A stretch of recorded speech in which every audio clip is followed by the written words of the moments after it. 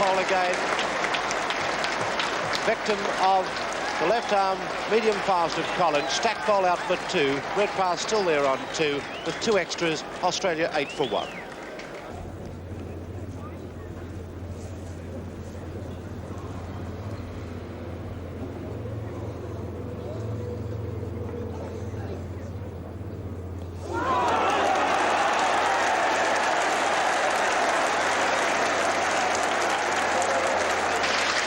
Well, that's a major breakthrough for New Zealand, with Chappell looking so good. Out for 20, and Richard Hadley, thinking possibly be swept away for 4, takes the top of the leg stump. And Australia now lose their second wicket at 45.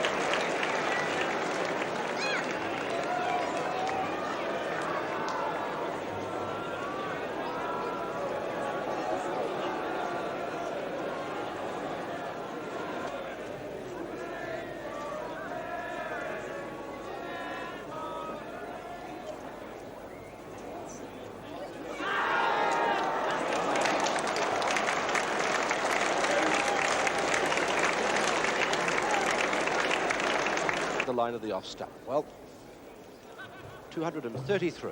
Australia all out today. He's out, caught by Ian Chappell. It wasn't a very good shot. The ball that went straight on through, and that is a very good blow for Australia.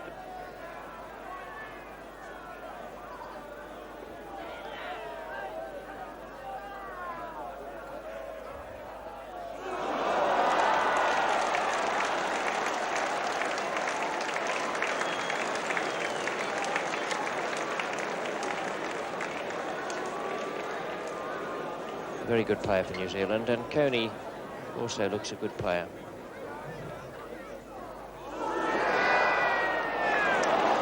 That is the 5th wicket to go. It wasn't a particularly good delivery, nor was it, I suppose, a very good shot. But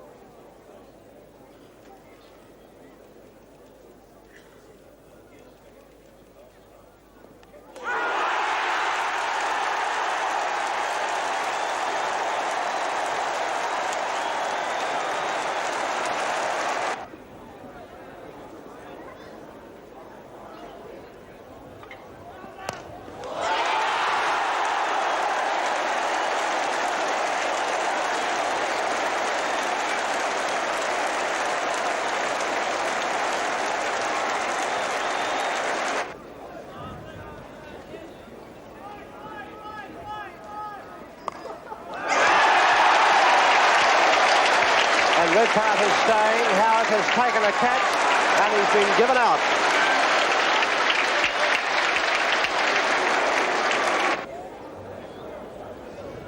Davis there with that stance, that closed stance. He's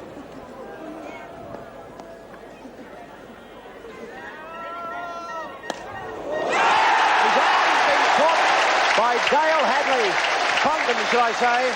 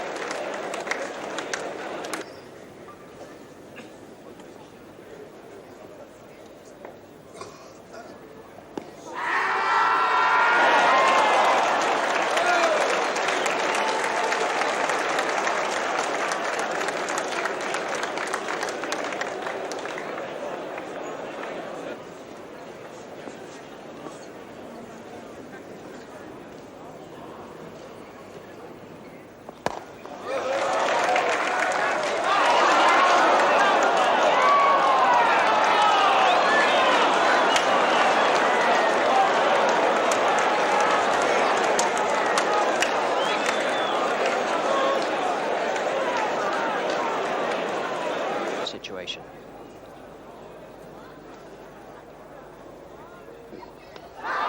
And he's well now. He's bowled, I think he's yes. bowled him, yes. Couldn't quite see for Rodney Marsh there. Brian Hastings right at the death, playing a stroke that he may never forget. We can have a look at it again here now. We're obscured by Marsh. Mallett's top spinner. Just watch the stumps in the bail now. And the ball coming back. Mallett shouting. And the bail just flying away. The umpire, in fact, signalled out.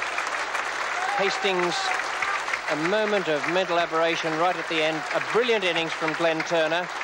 A few awkward moments against Max Walker, but justifiably being...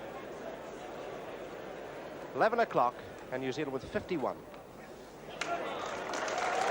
to get, and now they've only got 50 to get with the first ball, and the first run of the morning's play was a leg by, and with that leg by the extras have gone to 19 and the total to 178. And now Glenn Turner, 85 not out, has taken guard and will face Mallett.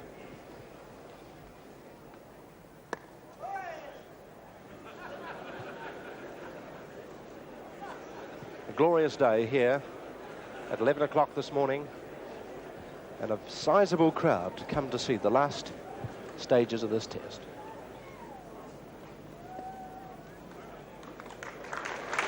And that was the end of an over that began at 1 minute to 6 last night.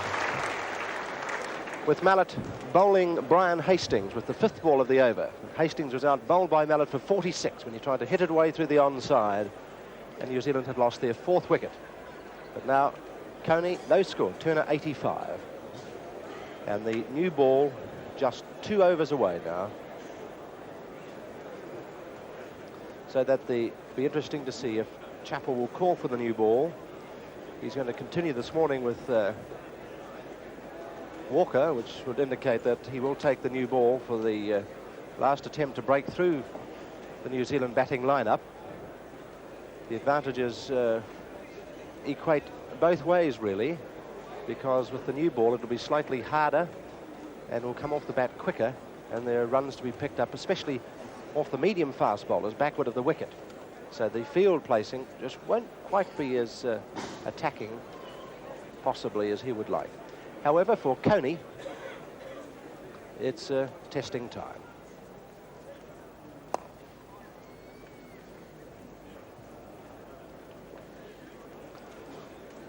Coney, who in the Sydney Test, which New Zealand very nearly won, the rain stopping, then carrying through when they had Australia 30 for 2 in the second innings.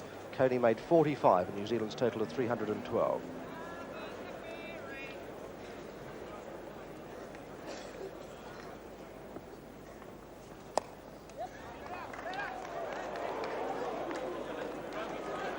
Bit of tension already on.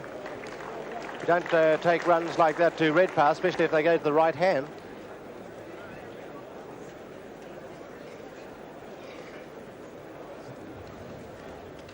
Walker, the man who has really impressed here in Christchurch, in this Christchurch Test, with his line, length and movement.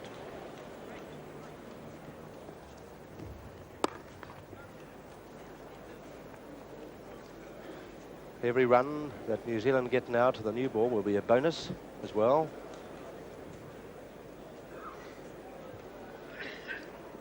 Walker 2 for 36, and that's off 22 and a half overs.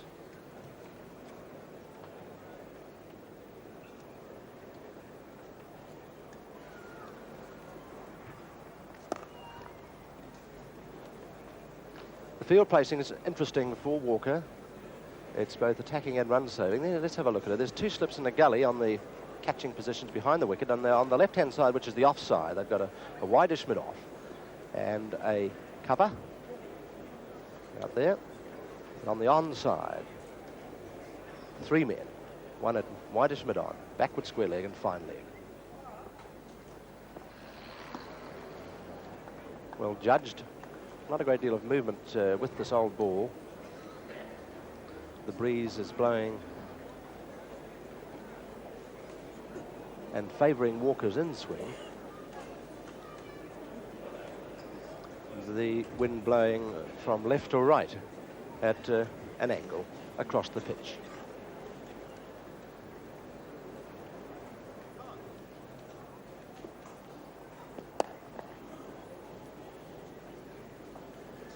Is Davis short in on the hip of Coney there with the floppy hat.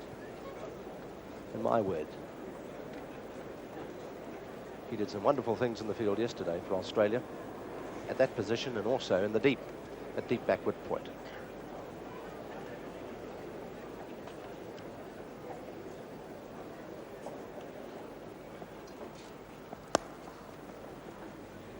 Coney, a very tall player, as you notice, and basically a back-footed player in the early stages of his innings. He's building it by making that movement back slightly onto the back foot, like so many of the good players now do.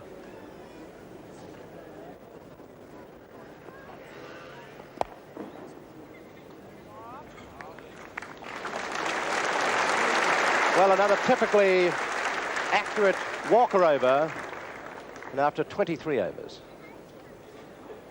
Walker's figures: 2 for 36. 23 overs. Dimmick none for 65. Greg Chappell none for 28. And Mallet, the other wicket taker, 1 for 30. 177 was when the last wicket fell. That was, it seems a long time ago now, but it was 1 minute to 6 last night. Now New Zealand have added one more run, 178.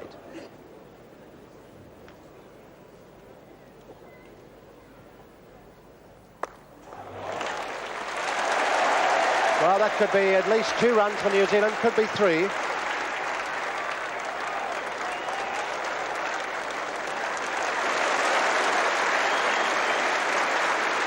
The applause for Redpath's throw from the deep and for the very good running by the New Zealanders, no doubt about that.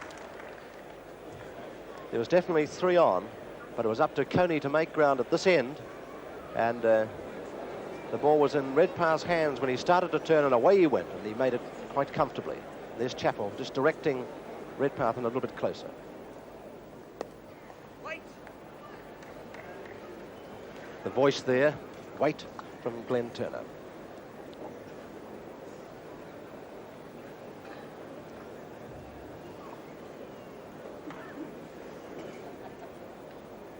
.183, 45 to get for New Zealand, 6 wickets left.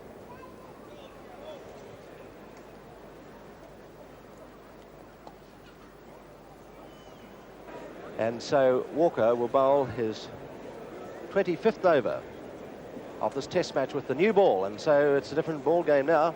The ball coming onto the bat a little quicker. It means that Chappell will have to drop one man back deep, and he's done that already. Davis is way down at backward point where he's had those fine saves yesterday afternoon. There's a deep fine leg and no one close in on the leg side now.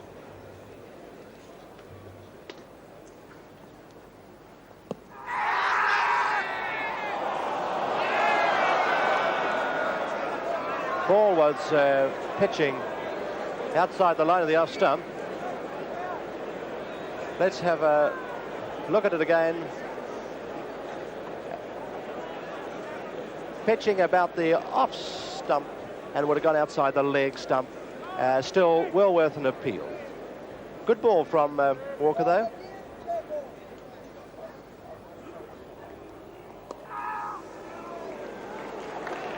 Good ball from Walker. And that was a close thing for Glenn Turner.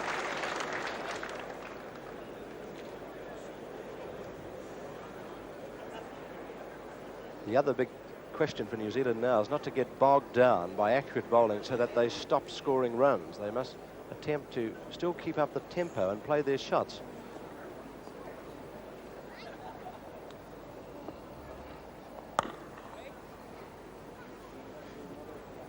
Bit more bounce you notice there in that delivery with the new ball. A bit more bounce than the old ball, and that one came up quicker and came off the bat faster as well.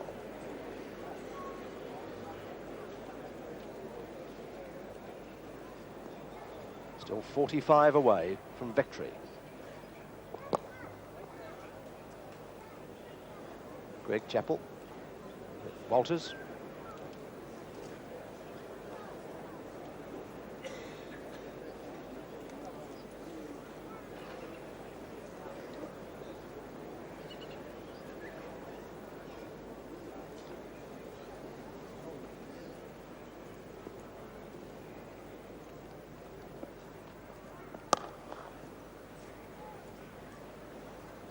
Mallet at mid-on.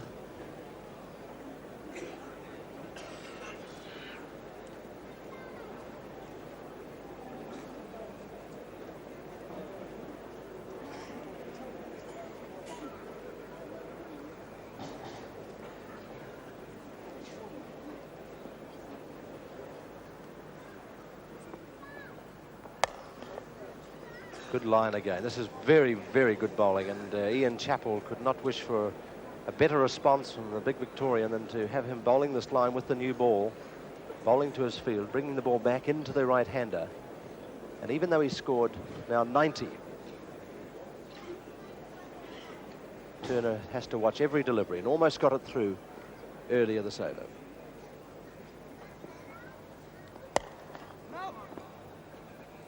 Greg Chappell. He's at cover point, had to move and anticipate that shot, and he did so. There could have been a single if he hadn't anticipated Turner's shot. He was moving across to his right then before Turner had completed it. Good cricket.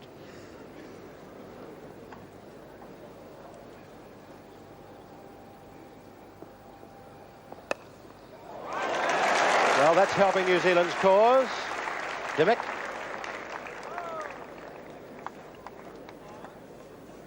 .44 to get. 184 the total now for 4.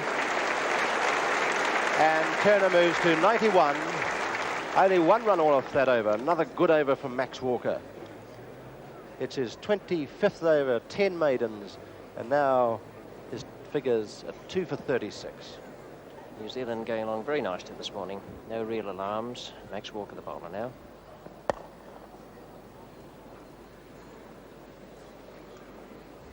Take Walters. It's a fairly attacking field. Chappell has to concentrate on taking wickets this morning. He needs this initial breakthrough,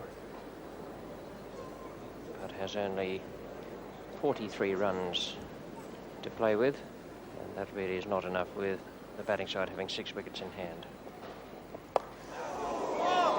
That's the second time Turner has jagged it just past the off stump. Been trying to force Walker away. Walker bowling very well this morning, just moving the ball a little bit even when he was using the old one. Now with the new one, he's getting that in slant, his natural delivery coming from outside the right-hander's off stump.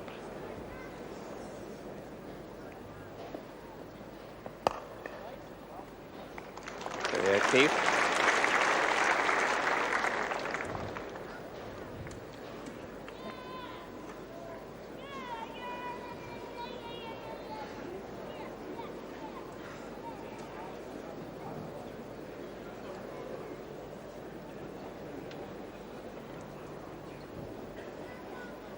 Turner on 92.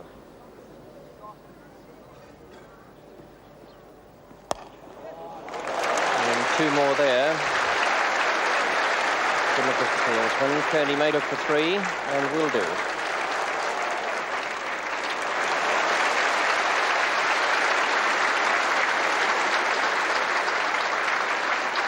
So 40 needed now. 188 for 4. Good running there from Kearney and Turner. Perfect conditions at Lancaster Park. Hardly a cloud in the sky. The field just closing in a little bit. The third man coming up to make 3 slips. Davis comes in to point. Redpath goes away to behind square leg. So there is a single in front of square at the moment.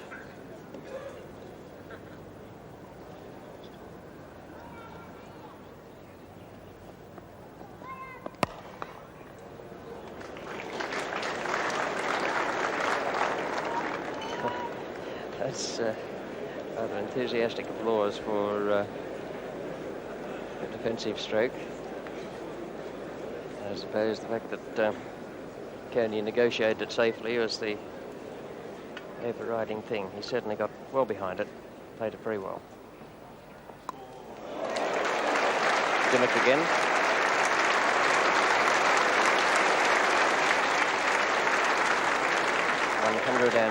.189 for 4. So Kearney is off the mark now. He's batted 29 minutes this morning. Before scoring that first run, he took a leg bye from the first delivery of the morning. That was from Mallet. And now Turner has strike again to Max Walker.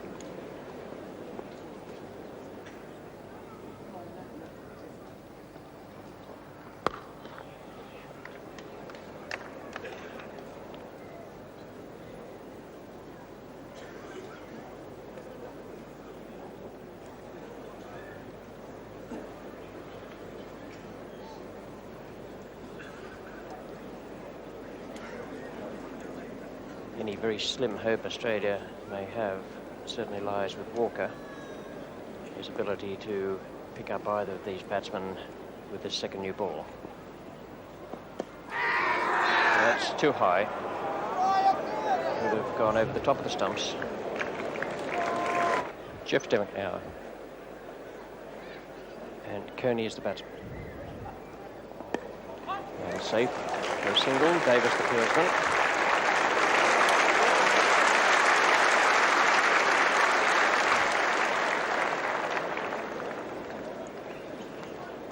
.190 for 4.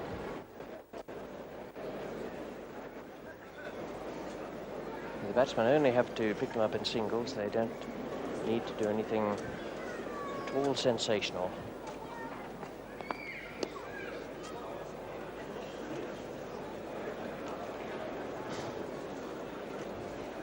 Then Turner just 5 runs away from becoming the first New Zealander to hit 100 in each innings of a test.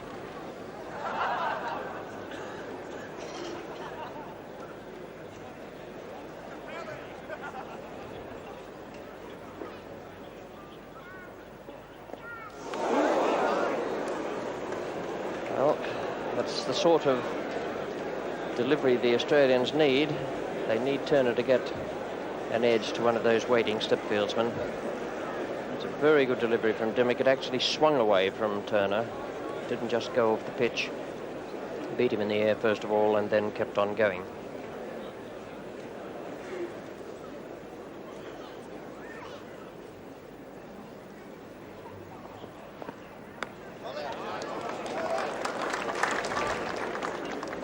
.190 for 4.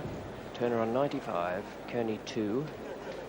Last man out in that last over yesterday was Brian Hastings for 46. So this pair now have added 13 this morning in 35 minutes. In no really bad moments. Turner twice has played the ball down near his stumps, but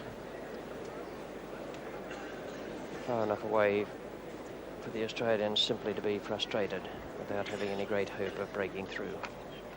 Walker bowling to Kearney.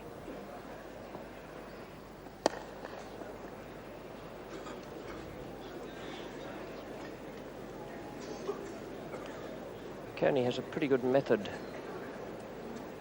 He does bat up the list for his province.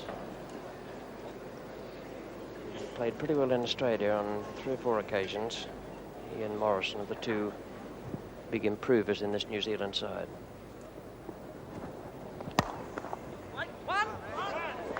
Quite safe for a single.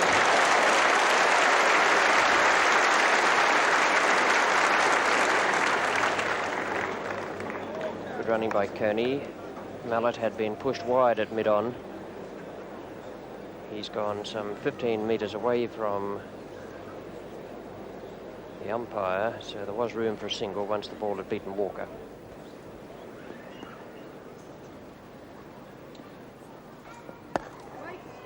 Redpath.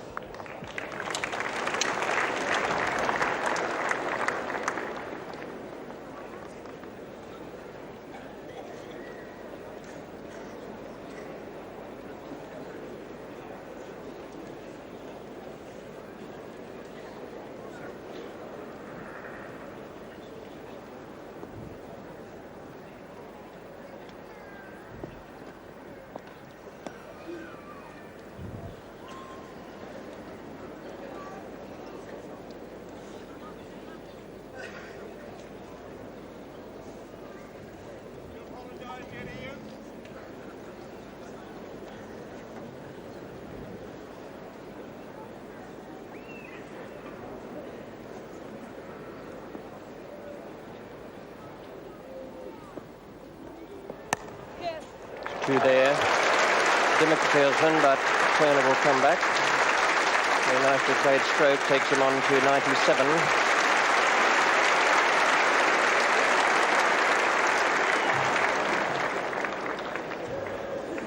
So Ian Chappell faced there with the problem of taking 6 wickets now for 35, and I think probably even Ian Chappell, optimist though he is, would reckon that is a fairly tall order. Dimmock now bowls to Kearney. A fine shot. 4 runs. remarkable the difference 2 or 3 boundaries will make. There's still a lot of tension out there. Coney and Turner probably don't believe that they're within touching distance of victory, but a couple of boundaries of that kind will settle the thing very quickly. 197 now, 31 needed.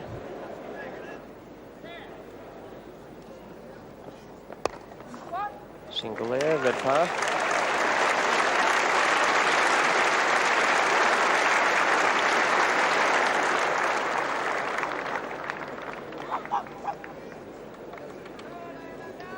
Five runs off the over. 72 runs now of 20 overs for Dimmick, yet to claim a wicket. And it's 198 with 30 required for victory. Turner 97 and Coney in on 8.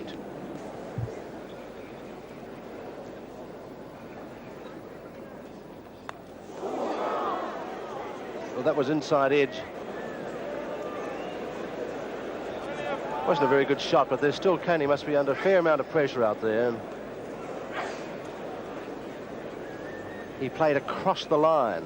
They probably moved a little bit on him, and he had to hurry the shot, throw it at the bat at the ball with a bit of bottom hand to it.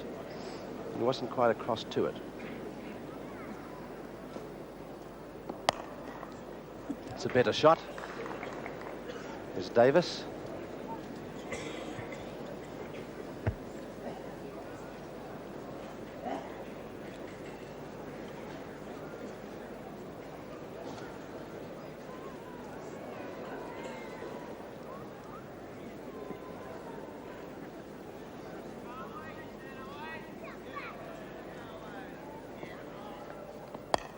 Good ball. That one went the other way, and Coney made sure, possibly because of the ball a couple of deliveries ago, when he didn't get quite across, that time he was across, and when it did move on him, he was over the top of it.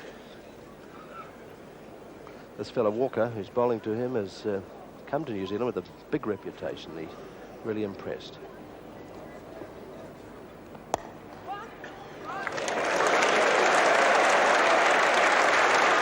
A feeling that Davis slightly misjudged that. He ran in towards the ball and it was past him and not very far away, and 2 runs taken lifts the total now to 228 required for victory. But a good shot from Coney there, the ball lifting on him, and he was across and over the top of it.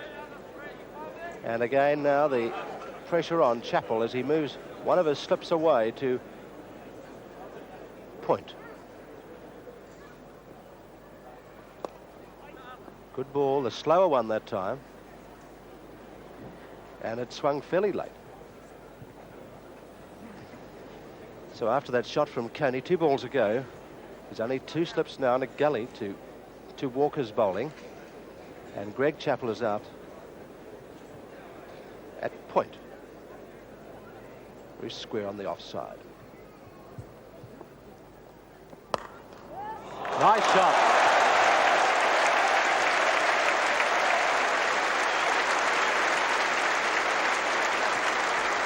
Well, Coney has played the 2 best strokes of the morning.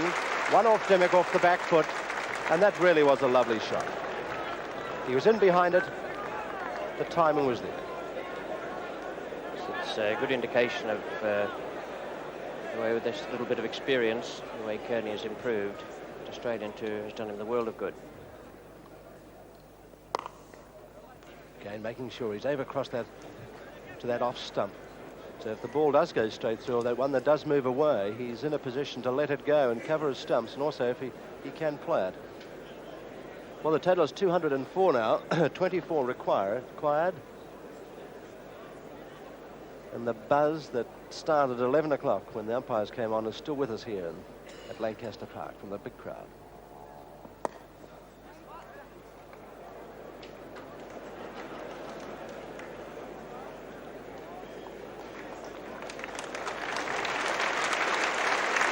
The score, as Walker goes back to his position at fine leg, 204, 24 required. Turner 97, Coney 14.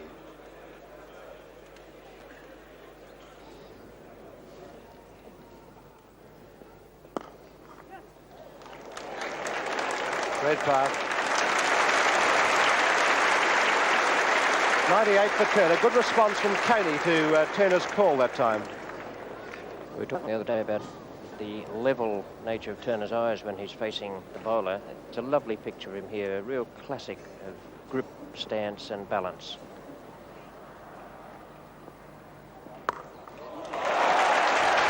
Only one run. Davis is the fieldsman.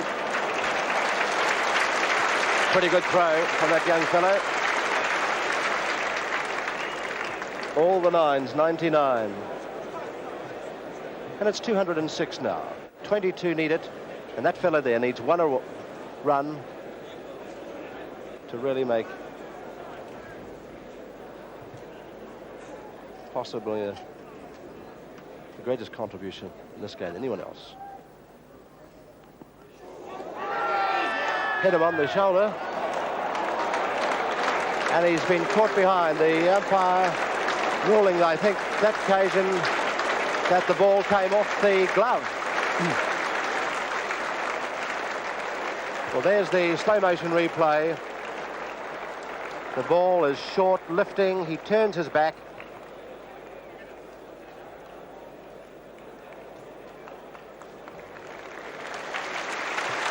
Coney looks very disappointed, but he needn't be. He did exactly the job that was needed this morning. Taking that total on from its overnight position of 177 on to 206. And the man coming out now is Ken Wadsworth. A couple of brisk boundaries here. Once Turner gets his single, and it'll be a nice little finish to the game, Doc. Tremendous, and he's a fellow who in this situation would have a go, but of course if they pick up another wicket, the old pressure will still be on. But Wadsworth, batsman who in Australia really impressed the Australians with his fluent hitting and stroke play.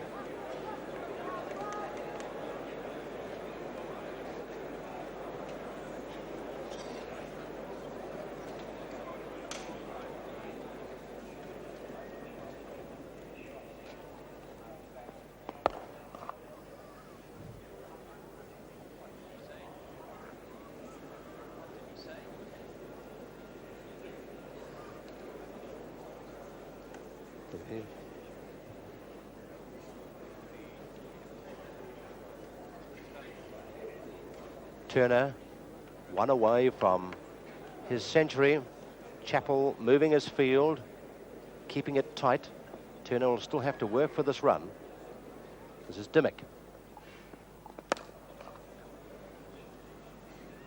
Bit of a jab with the right hand there to get the bat back on line.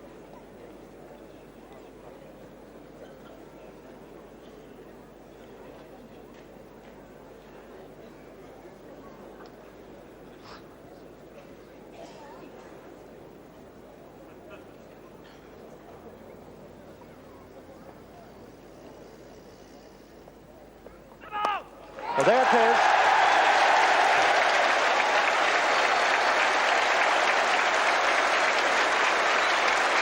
And the crowd rise to Turner.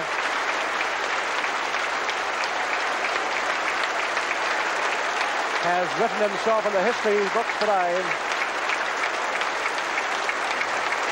A crowd close to 5,000. 4 runs, 103. To add to his 101 in the first innings.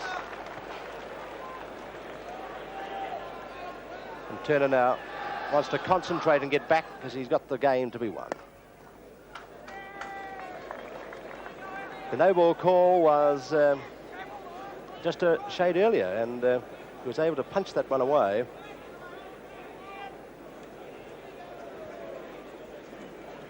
.101.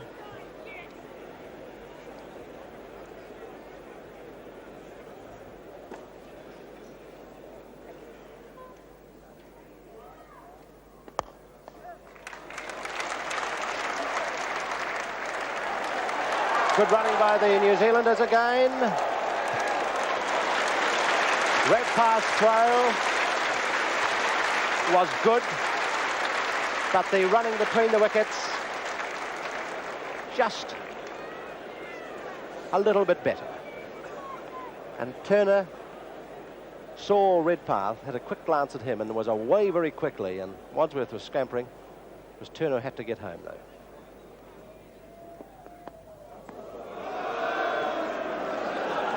I wouldn't have liked that one to have hit the stump stock. I think it might have been very close. One of the basic rules of running between the wickets is don't go on a fumble. In fact, Redpath dropped the ball there, transferring it from hand to hand, but he was throwing as the batsman started off on that second. It was just a trifle risky. It's too high. Just a slide too high on the line of the off stump. Not much doubt that Glenn was dead in front, but the ball bouncing just a little bit too much there. In addition to achieving this feat of a century in each innings of a test match and joining a very, very select group who have done it in these international games, Turner's established another little record, which we'll talk about in a moment.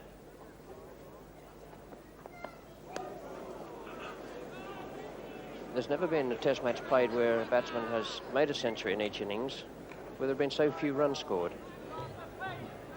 Just at the moment, 467 runs, and there can't be any more than, say, 483, 84. The closest to that is A.C. Russell, the England batsman, who did it in a match where only 583 runs were scored by the side.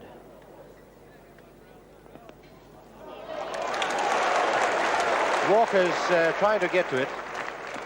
They're comfortable too, that's all.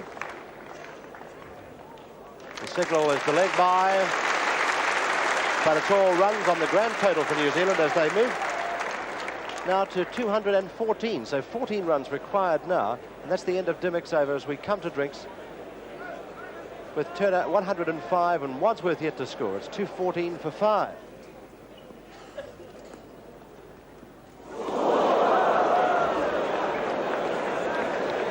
That was an extraordinary stroke that could only have been played under tremendous pressure. I think he expected the bouncer, got himself into position, in fact, too early for it, and then just flailed the bat at it when he suddenly found it was coming down outside off stump instead of roundabout leg stump.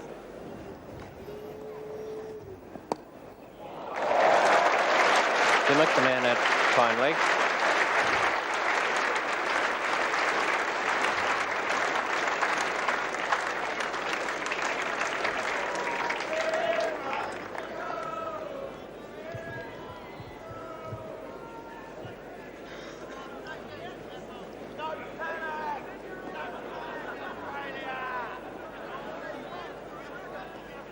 To win now.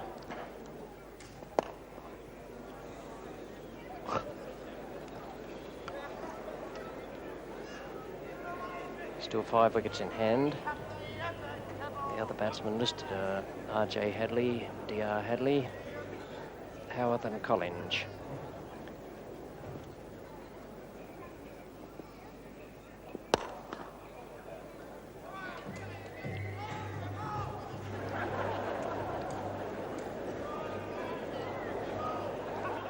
Few New Zealanders watching play. Most of the team spent yesterday in the dressing room doing all manner of things, putting new sprigs and boots, polishing old balls, playing cricket and cards. In fact, at one stage, I think Congdon was about the only New Zealander, and the 12th man was the only New Zealander watching the actual play, and the transistor was blaring away, and it was a pretty tense moment for the side.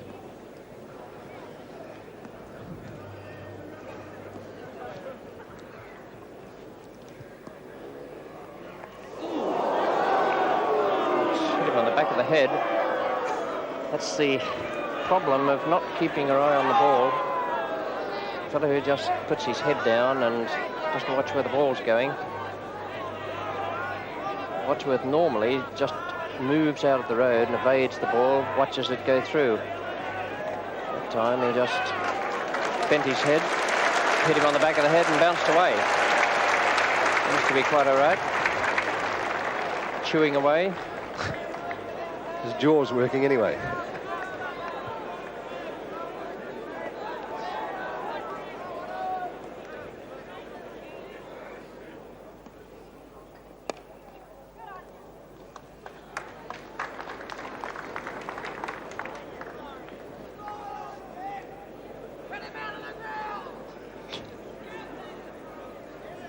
$218 for 5, 10 runs needed.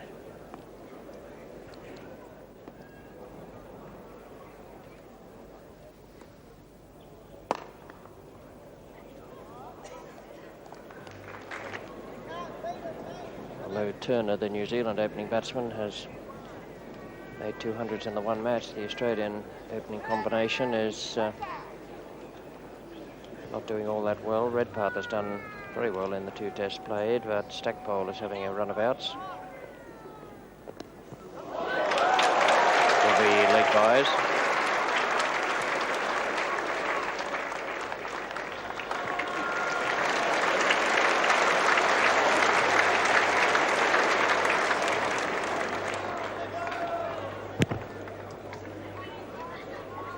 $220 for 5, 8 runs needed now.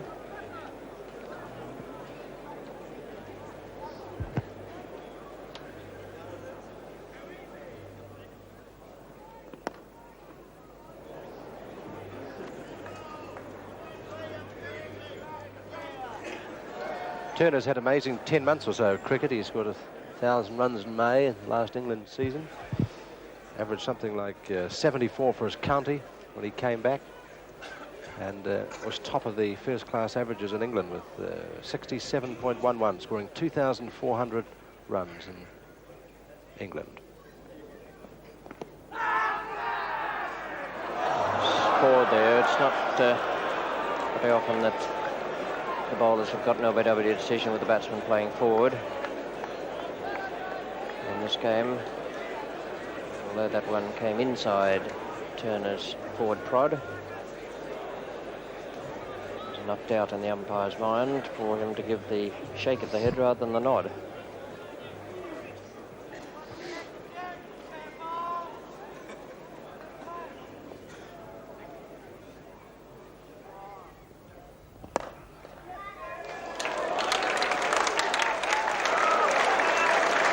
Ian Redpath, Pearson. For 221. Mallet.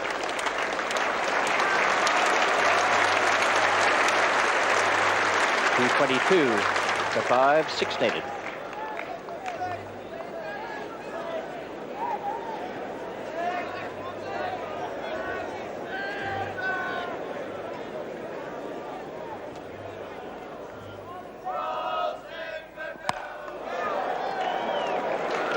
Ian Davis.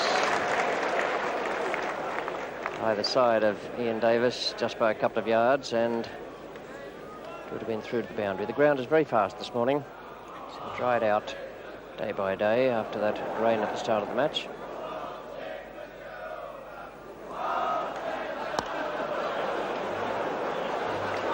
It's a little group of, I suspect, New Zealand supporters rather than Australian supporters singing Waltzing Matilda with slightly different words from the ones originally scheduled many years ago.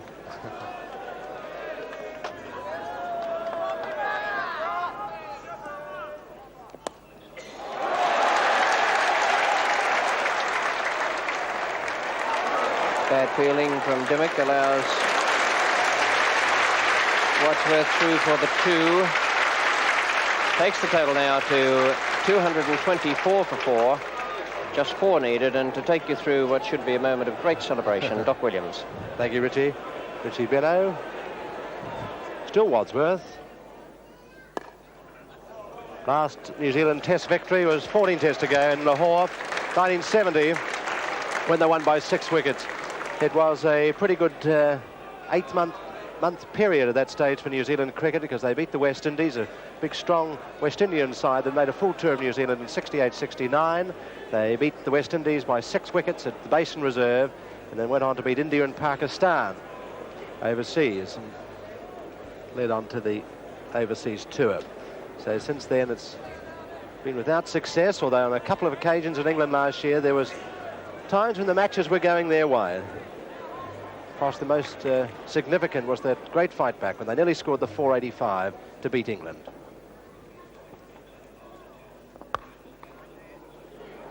Well, Turner's the batsman who we've watched now throughout this test match, and certainly he's proved beyond all doubt in the innings he played in Wellington that he is a great player, great test player.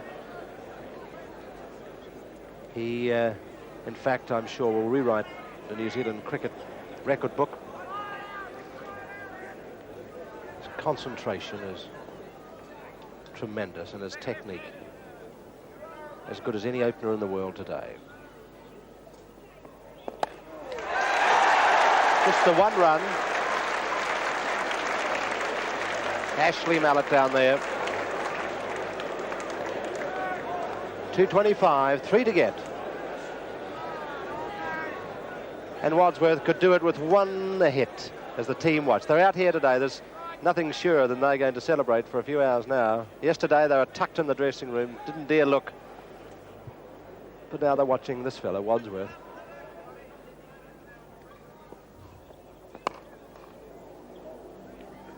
It's been tremendous cricket, really, and the pitch is a very sporting one, has helped the medium-fast bowlers throughout this test match. And each of the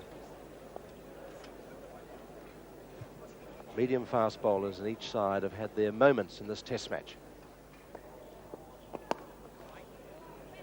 And like that ball that got up on Wadsworth then, has just been enough encouragement into the pitch to help the seam bowlers.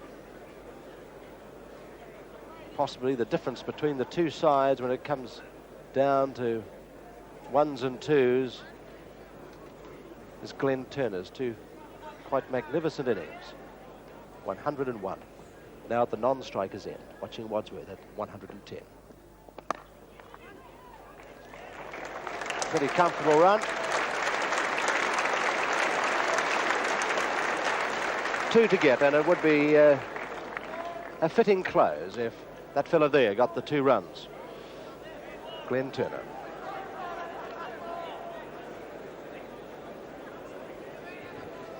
Had their opportunity to the Kiwis to beat Australia in Sydney, but the weather came along. Outplayed in the other 2 tests over there.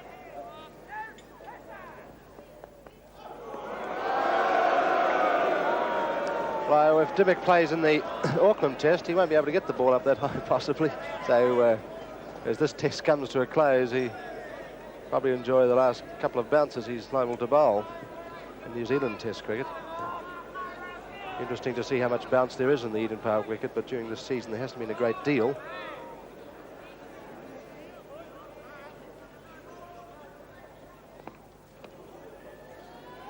Still trying typical Australian stuff. They're not giving anything away. Whether the captain Ian Chappell will give someone else a bowl as the test drifts to its conclusion remains to be seen. But right now Dimmock is trying to quite determined that he's not going to get the final runs knocked off him.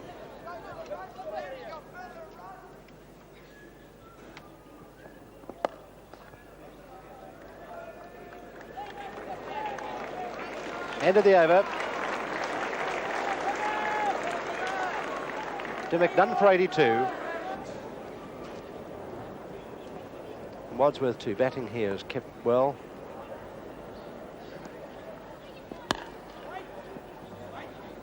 It was Wadsworth who took the last 2 wickets to fall. One very good catch behind of a ball that he seemed to slightly misjudge. He got his right hand down low to hurt and picked up Mallett's wicket. That ended the Australian second innings.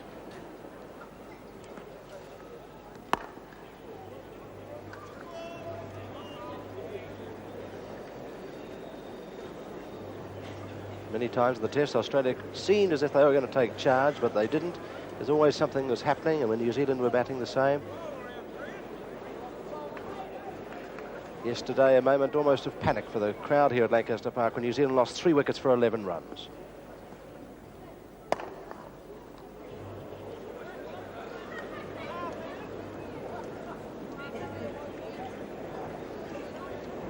But significantly, this is not only a great day for New Zealand cricket, that's obvious, but a great day in New Zealand sport.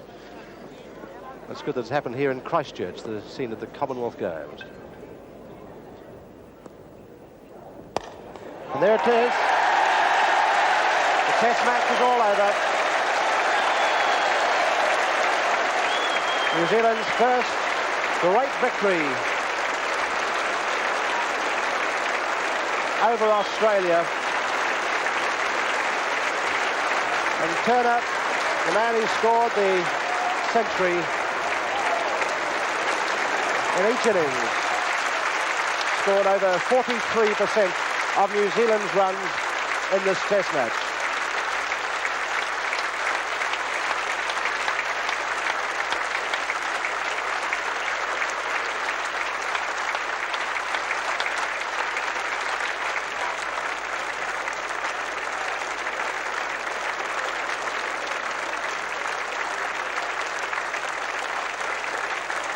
Well, this is a great day for New Zealand sport, not just for New Zealand cricket, but the way the cricketers have played in this game is something that can be chalked up in New Zealand sport for many, many years. And the best thing about it was that there was nothing fluky about the win over Australia. There was no luck attached to it. Both sides battled very hard throughout, and looking at it from outside, New Zealand had the better side in this game. Although they were well beaten in Australia, they've come back here very well. They fought back in Wellington, and here in this Test match at Christchurch, I think they've given a marvellous display. The difference between the two teams, I thought, was Glenn Turner for a start. That's the obvious difference. And then there was the bowling. I didn't think the Australians, with the exception of Walker, bowled nearly as well as the New Zealanders. They fielded well, but their bowling wasn't as well directed, and that's where I felt the difference lay. Now the teams go on to Auckland for the deciding test. It's deciding for the Australians anyway, because they have to win it if they want to get back to level pegging in this series. But wonderful congratulations to Bevan Cong and his team. A great performance. Well, it's been a long time since Lahore in 1970. New Zealand's last Test win must be very pleasing today, Bevan. Yes, well, it certainly is. Often we've been into a good position over the last few tours and just not been able to capitalise on it. To do it under what we thought was a pretty good game of cricket and pretty keenly contested was most satisfying. Ian, where do you think the game was won and lost? Well, I think probably, it was won and lost a few times. There were a lot of peaks and a lot of troughs as far as both sides were concerned. But I think where we lost it was the fact that we never ever really made enough runs in either innings. And probably you could account for this in our poor start in both innings. When you get away to 3 for 60 or 70 or something in the first innings and 3 for 30 in the second innings, you're always up against it. And this, on that wicket, with always a little bit of encouragement for the seamers, I think that's probably where we lost it as far as any point that I could pick in the game. It's obvious that Glenn Turner's century in each innings is very significant. Scored about 43% of New Zealand's runs, but whereabouts were you pleased in the other areas of the New Zealand team performance, Bevan? Well, I think the team pulled together pretty well all the way through. I think this time we were able to support the bowlers a little better than we did in Australia.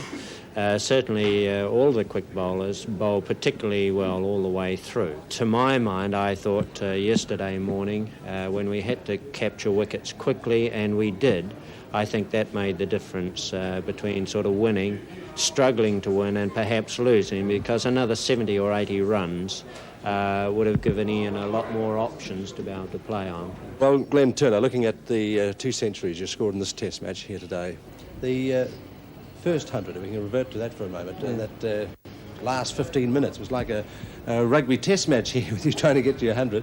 I'm just wondering, what sort of pressure were you under then? Well, I think it was such that we had a good crowd, and sure, they were getting in on the act, and they tend to respond very, very well here. And I felt, well, I got so close, I might as well try and do it there and then. But I don't think there was any danger of a run out. It's just that when you're on 99, naturally your colleague is backing a long way up, and if you play one virtually anywhere, you're always looking for one. And I sort of played it close to me, and I started to go. I got down the wicket about 5 yards each time, And he said no, so I went back. But I always had time to get back. And it probably looked a bit like a circus there, and the crowd were getting pretty involved too. But I don't think there was any great danger of being run out. Are you conscious of what the opposing captain is doing to try and put pressure on you? And are you, like what Chappell was doing in those 2 innings? Yes, well, perhaps they try this sort of thing more than most. When we first went out there, they were looking at this end here on a good length where the odd one bounced, and they're probably trying to psycho us into looking for the ball to do something. But, I mean, those sort of things went out long ago, I think, you know, because you play it as it comes. But there's a bit of game. Field placing? Yeah, he errs on the side of attacking, which I think is fair enough. In this sort of match where it was tight for runs all the time, I think he could always afford to have somebody in there for the odd one that jumped up. Oh, no, I wouldn't say any more than that. And looking back at all the centuries you've got, I suppose this last one gave you a lot of satisfaction. It did, but actually yesterday, if we'd got the runs, I feel I'd have been more elated because we'd built up throughout the day. Today we came out and we only wanted 51. And we had 6 wickets in hand, and you think, well, we should do it, but you never damn well know. And the way things have gone in the past, sometimes we've made a mess of things when we should have won. So sure, you think about it during the night and you think it must happen, but then you go out there and because you're so preoccupied and making sure that it happens, you don't really allow yourself to enjoy it as much as you would. And so as a result, at the end, I thought, yeah, that's good, and that was that. Thank you, television boys. Very good. Thanks a lot, Glenn. Okay. Congratulations. Thanks you very much for that.